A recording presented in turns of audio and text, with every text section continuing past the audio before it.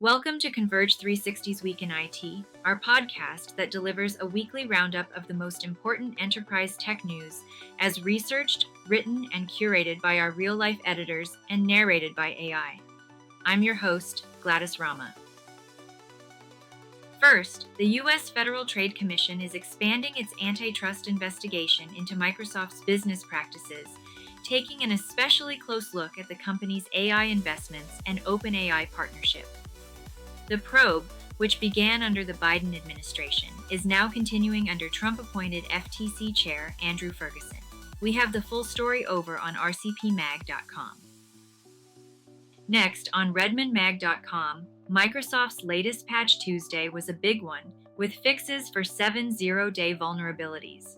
6 of these flaws are already being actively exploited in the wild, making these updates particularly urgent.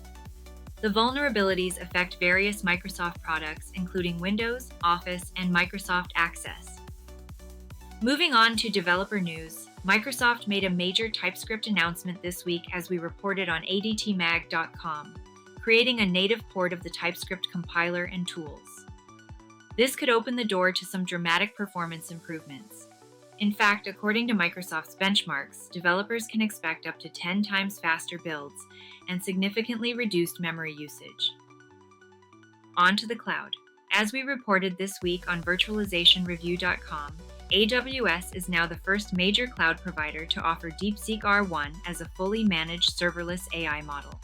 This move comes despite concerns about the open source AI technology, to which AWS responded by emphasizing security measures and responsible AI implementation through its Amazon Bedrock platform.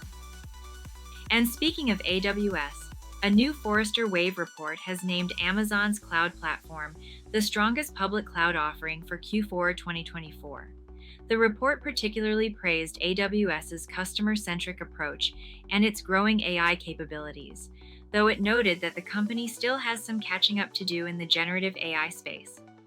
You can read more about that report's findings over on awsinsider.net. And that's all for this week's episode of Week in IT. Remember that you can find direct links to each of these articles in the description box below. Thanks for tuning in, and we'll catch you next week with more breaking tech news and updates from the editors of Converge 360.